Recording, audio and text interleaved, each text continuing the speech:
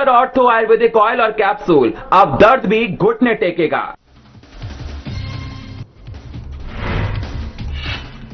CM Saini से मिले संजय भाटिया, संत कबीर कुटीर मुख्यमंत्री आवास पर हुई मुलाकात। बीजेपी ने संजय भाटिया को बनाया राज्यसभा उम्मीदवार।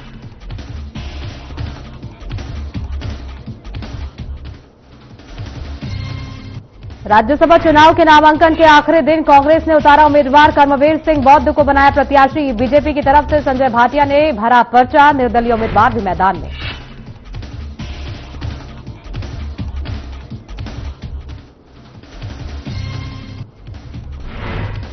पानीपत में ट्रैक्टर ने 5 साल के मासूम को कुचला, पिता के सामने तोड़ा मासूम ने दम। ड्राइवर के खिलाफ मामला दर्ज कर पुलिस ने किया गिरफ्तार।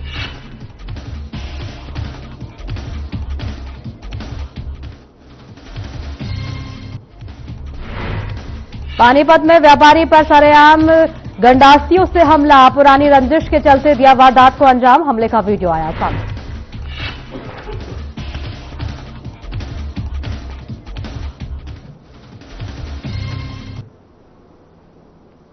नमस्कार, मैं हूं आपके साथ सोनिया। हरियाणा की खास खबरों की ओर रुख करेंगे। चंडीगढ़ स्थित संत कबीर कुटीर में सीएम नायब सिंह सैनी से बीजेपी के राज्यसभा उम्मीदवार संजय भाटिया ने शिष्टाचार मुलाकात की। इस दौरान प्रदेश के राजनीतिक हालात और संगठनात्मक मुद्दों पर चर्चा हुई।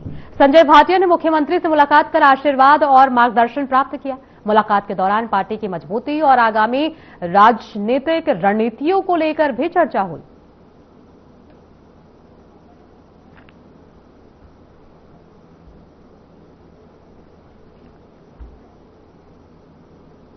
राज्यसभा चुनाव के लिए नामांकन के अंतिम दिन कांग्रेस पार्टी ने अपना उम्मीदवार घोषित कर दिया है। तो वहीं कांग्रेस ने कर्मवीर सिंह के बौद्ध को राज्यसभा के लिए उम्मीदवार बनाया है। बताया जा रहा है कि कांग्रेस प्रत्याशी अपना नामांकन पत्र दाखिल करेंगे। तो वहीं दूसरी ओर बीजेपी पहले ही संजय भाटिया को राज्यसभा सीट के लिए उम्मीदवार घोषित कर चुकी है।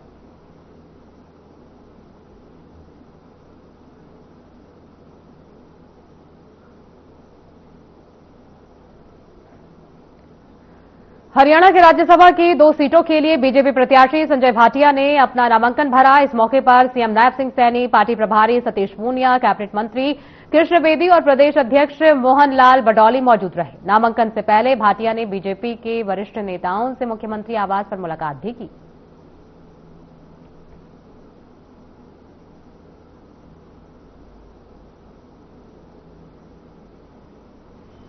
देखिए, कांग्रेस ने भरा है, कोई और भी भर सकता है। सबका स्वागत है, सबको अपने लिए प्रयास करना चाहिए। लोकतंत्र का खेल है, वोट की गिनती है। जो भी जिसके पक्ष में होगा उसके लिए पहले बधाई है, जिसके पक्ष में भी होगा। थर्ड कैंडिडेट को लेकर स्पेकुलेशन है? मैंने मीडिया के थ्रू ही मेरी जानकारी में आया है कि कोई थर्ड कैंडिडेट आ रहा है। मैं कह रहा हूं कोई इंडिपेंडेंट आए, कोई पार्टी की तरफ से आए, सबका स्वागत है। इस लोकतंत्र में सबका अधिकार है अपना दावा पेश करना और उस दावे के लिए मेहनत करके जीतना।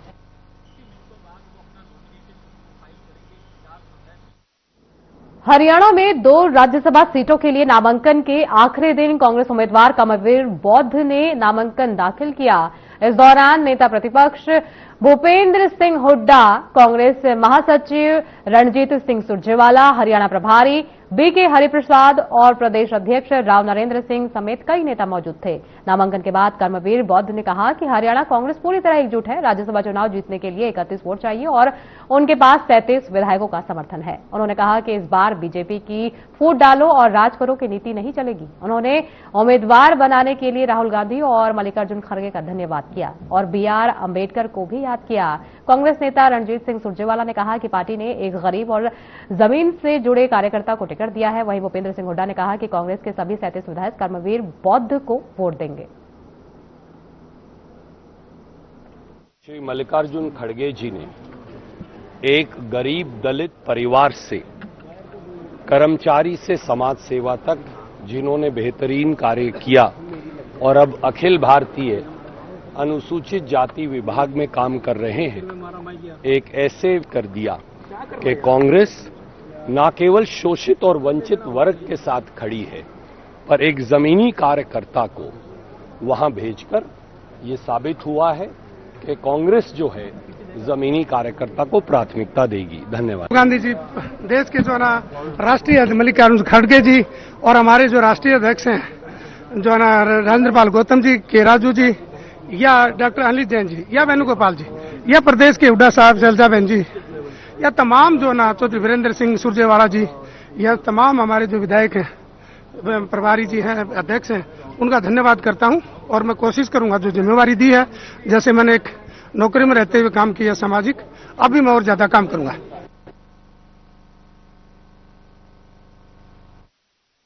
हरियाणा में राज्यसभा की 2 सीटों के चुनाव में निर्दलीय उम्मीदवार के मैदान में आने से मुकाबला रोचक हो गया है। बीजेपी नेता सतीश नांदल ने निर्दलीय उम्मीदवार के तौर पर नामांकन दाखिल किया। नामांकन के दौरान 3 निर्दलीय विधायक सावित्री जिंदल, राजेश जून और देवेंद्र कादियान भी मौजूद रहे। सतीश नांदल ने कहा कि वे सभी विधायकों से समर्थन मांगेंगे और उन्हें जीत का पूरा भरोसा है।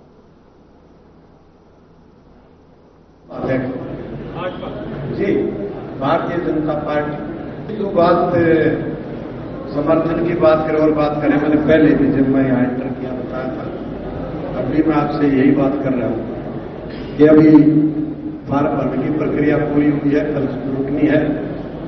सभी साथी जो 90 के 90 विधायक हैं, हमारे भाई हैं, हमारे बहने हैं, सबके पास अब 3 तो यहीं पे हैं, बाकी 87 बच के सबके पास जाएंगे अपनी प्रार्थना लेके और इत्मीनान से इलेक्शन लड़ेंगे और उसका परिणाम 16 तारीख को आपके सामने होगा। फरीदाबाद के सेक्टर 62 में तेज रफ्तार कार की टक्कर से बाइक सवार 32 वर्षीय युवक आदेश की मौत हो गई। हादसे के बाद कार चालक मौके से फरार हो गया।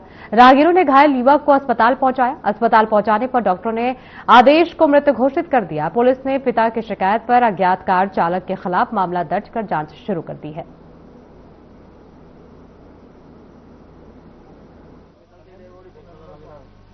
जी, 4 मार्च को दोपहर 2 बजे के लगभग एक युवक की मोटरसाइकिल पे जा रहा था, वो सेक्टर 62 डीएनडी चौक के पास, तो उसके ऊपर वहां पर एक स्पेड कार द्वारा उसका एक्सीडेंट कर दिया गया, जिसमें उसकी मृत्यु हो गई है और मृतक का पोस्टमार्टम कराया जा रहा है और इसमें अनुसंधान पुलिस द्वारा आगे जारी है।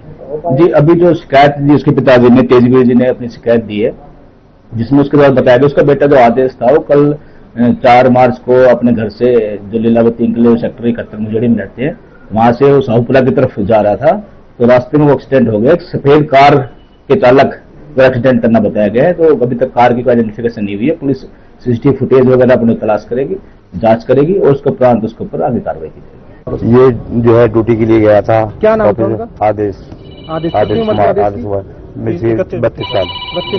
हाँ जी। शादी 2 बच्चे, छोटे बच्चे थे। यहाँ कहाँ रहता था जी? ये लीलावती कॉलोनी में, बल्लवड़ में। हाँ। अच्छा, तो कहीं कहाँ जॉब करता था? ये करता 32 के उली साइड में गैस ज्वेलरी कंपनी। अच्छा। तो आपको कैसे सूचना मिली कि आदेश के साथ ये सब कहानी हो गई है? पुलिस द्वारा फोन मिला। पुलिस ने फोन किया था आपको? हाँ जी। बच्चों के पालन के लिए, छोटे बच्चे हैं, अकेला बेटा था।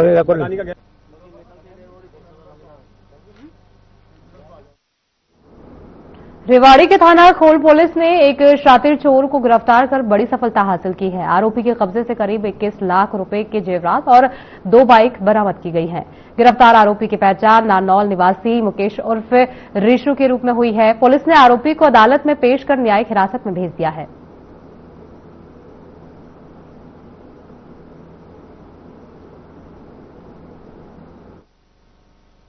एक परिवार जो मंडोला गांव का रहने वाला था, वो अपने बहू और बेटे के साथ में उड़िया जैतपुर श्याम बाबा के मंदिर में दर्शन के लिए गए हुए थे। तो ये जो मुलजिम है मुकेश कुमार, ये नारनौल मिसरवाड़ा मोहल्ला का रहने वाला है। इसने 20 तारीख को घर की पहले रैकी की है, उसके बाद 25 तारीख को चोरी को अंजाम दिया है और चोरी करके जो सामान लेके गया है उसमें एफआईआर के अकॉर्डिंग 4 सोने के कड़े हैं, 3 सोने की अंगूठी, 2 मंगलसूत्र सोना के, 1 जोड़ी टोपस सोना, 1 जोड़ी पाजेब चांदी, 5 पैकेट आर्टिफिशियल आभूषण और 1 मोटरसाइकिल। ये एफआईआर के अकॉर्डिंग सामान चोरी हुआ था।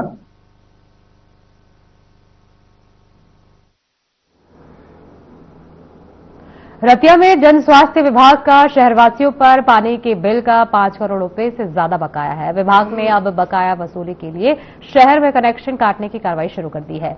एसडीओ आंचल जैन ने कहा कि बिल जमा न करने वालों के कनेक्शन काटे जाएंगे और दोबारा जोड़ने पर अतिरिक्त खर्च लगेगा। विभाग ने लोगों से बकाया बिल जल्द जमा करने और अवैध कनेक्शन को वैध करने की अपील की है।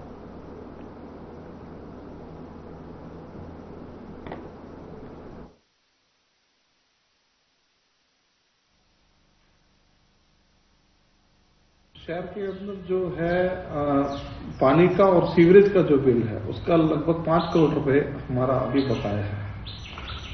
इसके रिकवरी करने के लिए हमने अभी 3 टीमें गठित करी हैं, जिसमें सबसे पहले शुरुआत हमने मंडी क्षेत्र से करी है, अनाज मंडी में से, और उसमें से मैं खुद उन टीमों के साथ गया हूं आज, और हमने उनसे लोगों से अपील करी है कि इसको जल्दी से जल्दी भर दे, नहीं तो हम इसके कनेक्शन काटने की कार्रवाई शुरू कर देंगे।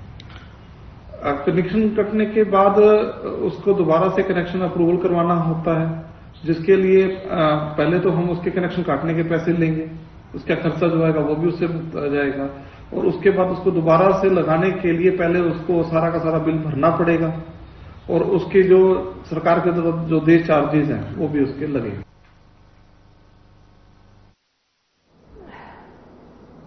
उधम सिंह नगर जिले में राष्ट्रीय जनगणना 2026-27 की तैयारी शुरू हो गई है। इस दौरान जिला उपायुक्त डॉक्टर हरीश कुमार वशिष्ठ ने बता दें कि आजादी के बाद की ये 8वीं और अब तक की 16वीं जनगणना होगी।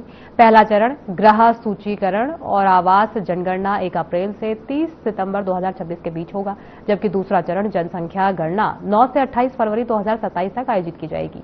ये पूरी प्रक्रिया डिजिटल होगी और इसमें मोबाइल ऐप का उपयोग किया जाएगा, जिससे आमजन अपनी जानकारी स्वयं दर्ज करा सकेंगे। अधिकारियों के पास बारकोड होगा, जिससे उनकी पहचान सुनिश्चित की जा सकेगी और किसी भी गलत जानकारी पर कानूनी कार्रवाई की जाएगी।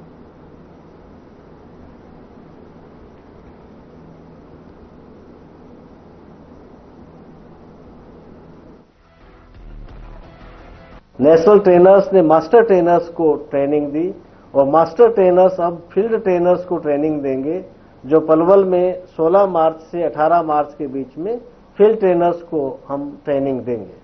और इसके बाद जो हजारों की संख्या में जो हमारे इन्यूमरेटर्स हैं, सुपरवाइजर्स हैं, उनकी ट्रेनिंग करवाई जाएगी। हमारा जो मुख्य आप लोगों को मैसेज है वही यही है कि बिल्कुल जो स्टिक जो जानकारी है वही डेवलपमेंट का आधार बनती है। तो जानकारी पूर्ण रूप से सही हो, उसमें कोई किसी भी प्रकार की कोई त्रुटि उसमें ना हो, ये हम सब आपसे अपील करते हैं। पूर्वी 2027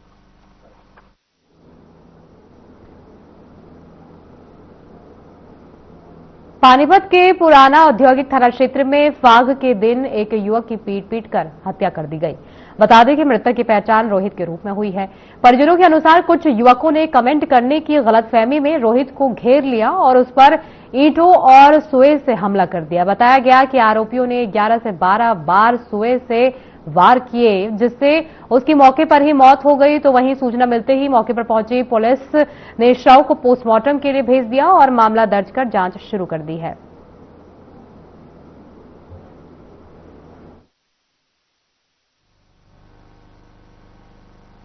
जैसे कि हम कल अपने घर से मामी के घर होली खेलने के लिए निकले, कच्ची फाटक के पास ही पहले ही वहाँ पर चार बच्चे थे एक बाइक पे। तो एक दूसरे बाइक वाले ने उनके ऊपर कमेंट किया और हम सब पैदल जा रहे थे। उन्हें लगा कि हमने कमेंट किया है, तो वो उतरकर हमसे बहस और हाथापाई करने लगे, गाली गलौज, और उन 4 बाइक वालों ने पी रखी थी। फिर वहाँ से मामला सुलझाया हमने, क्योंकि होली पे लड़ाई नहीं करना चाहते थे। फिर हम सुलझा के आप अपने मामी के घर चल दिए।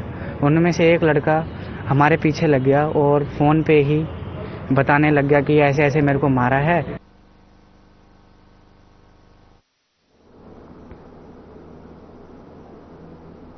पानीपत के कुटानी रोड स्थित वर्मा चौक पर एक 22 वर्षीय युवक की बेरहमी से हत्या कर दी गई।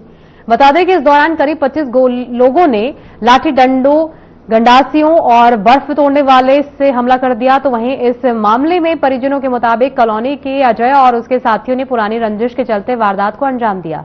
फिलहाल युवक के शव को सामान्य अस्पताल से शवगृह में रखवा दिया गया है। इसके साथ ही इस दौरान परिजनों ने पुलिस को चेतावनी देते हुए कहा कि जब तक आरोपी गिरफ्तार नहीं हो जाते तब तक वे शव नहीं उठाएंगे।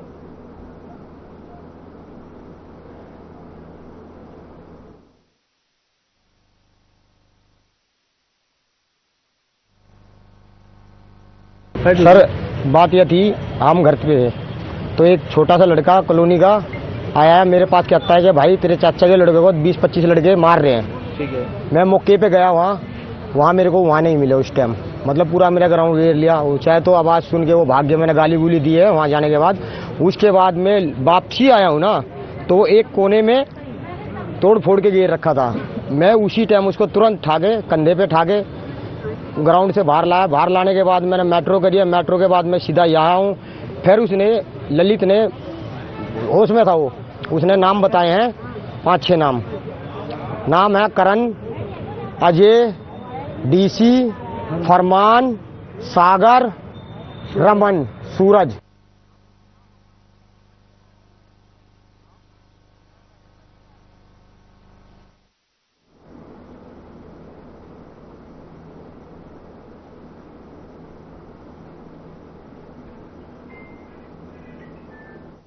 वक्त हो गया एक छोटे से ब्रेक का। ब्रेक के बाद फौरन लौटेंगे, बने रहिए हमारे साथ।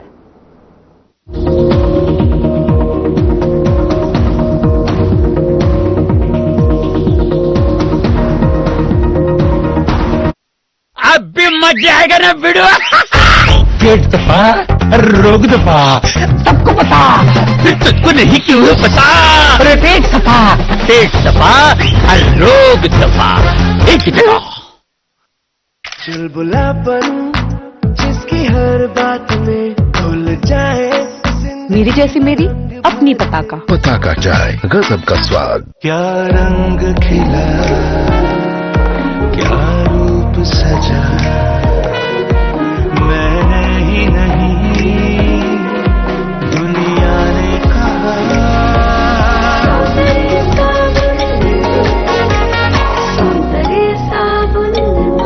सुनो, एक अच्छी इंश्योरेंस पॉलिसी एआई से पूछते हैं। एक ऐसी पॉलिसी जिसमें प्रीमियम पेमेंट हो लिमिटेड पर इनकम आती रहे लाइफ टाइम। LIC का जीवन उत्सव। एक ऐसी पॉलिसी जो दे होल लाइफ इंश्योरेंस कवर भी। LIC का जीवन उत्सव। वाह, चलो तो LIC की जीवन उत्सव पॉलिसी ही लेते हैं। मैं भी तुमसे यही कह रही थी, LIC का जीवन उत्सव। लाइफ टाइम सेलिब्रेशन मनाइए LIC के जीवन उत्सव के साथ, फ्यूचर सेट है।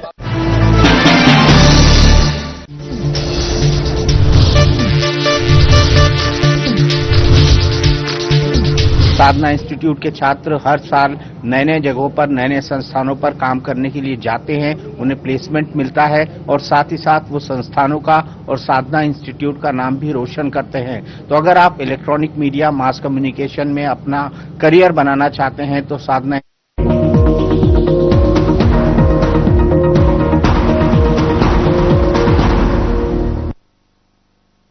बाद एक बार फिर स्वागत है। खबरों में आगे बढ़ेंगे। पानीपत के सेक्टर 25/1 स्थित औद्योगिक क्षेत्र में तेज रफ्तार ट्रैक्टर की टक्कर से 5 वर्षीय मासूम अजीत सिंह की मौत हो गई। बच्चा दुकान से सामान लेकर घर लौट रहा था, तभी तेज गति से आए ट्रैक्टर ने उसे टक्कर मार दी, जिससे उसकी मौके पर ही मौत हो गई। पीड़ित पिता राजू की शिकायत पर पुलिस ने मामला दर्ज कर आरोपी चालक मनोज को गिरफ्तार कर लिया है।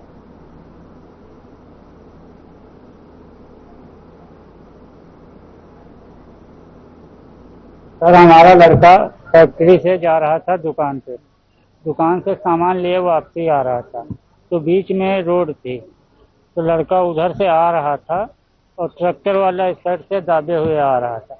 लड़का क्रॉस नहीं कर पाया और ट्रैक्टर वाला स्लो नहीं किया, पूरा लड़के को पीस दिया। कितनी उम्र थी बच्चे की? लड़के की 5 साल से ज्यादा है, 6 साल चल रहा है। स्कूल में जाता था? हाँ। क्या मानते हैं आप, लापरवाही? नहीं सर, लापरवाही थोड़ी ना, बच्चा तो सामान लेने गया था, रोज जाता था। लापरवाही की लापरवाही है ना जी, ट्रैक्टर वाले को लापरवाही। जितनी ट्राली निकलती हैं उधर, इतनी रेस में निकलती हैं, कोई न कोई तो पड़ ही जाए। नहीं, दुकान पे गया था, और मैं ट्राली लेके भरी ट्राली लेके निकला था तो उसी के नीचे आ गया। तेज ट्रॉली चला रहा था और उसी के नीचे आके मर गई वहीं पे।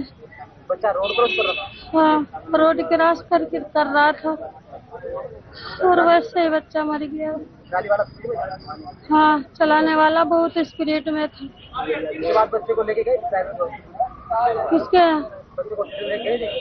आए थे यहाँ पे लेकर के।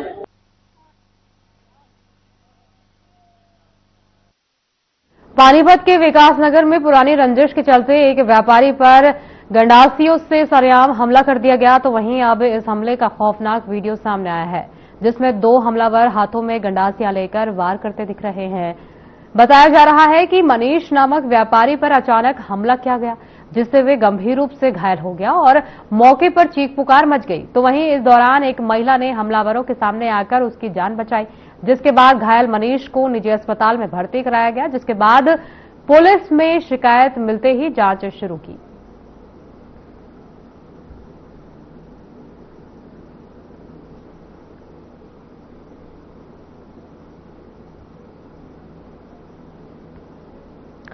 यमुनानगर में अवैध खैर तस्करी के खिलाफ चलाए जा रहे अभियान में वन विभाग, वाइल्ड लाइफ विभाग और पुलिस की संयुक्त टीम को बड़ी सफलता मिली है। बता दें कि नाकाबंदी के दौरान एक पिकअप वाहन से खैर की 66 पीस करीब 30 क्विंटल लकड़ी बरामद की गई। तो वहीं कार्रवाई के दौरान एक तस्कर को मौके पर ही गिरफ्तार कर लिया गया, जबकि पिकअप चालक मौके से फरार हो गया, जिस पर वाइल्ड लाइफ इंस्पेक्टर लीलू राम की शिकायत पर प्रतापनगर थाने में 5 तस्करों के खिलाफ मामला दर्ज हुआ है।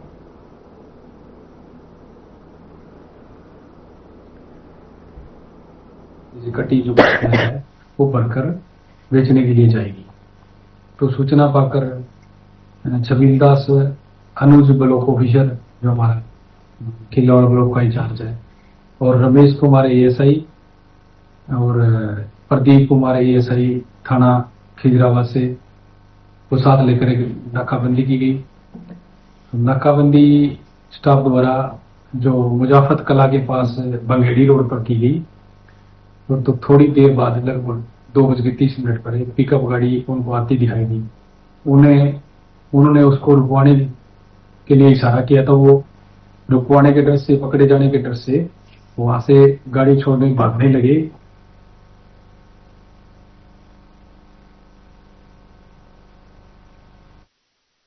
हरियाणा की खास खबरों में फिलहाल के लिए इतना ही। आगे की तमाम खबरों के लिए बने रहिए हमारे साथ।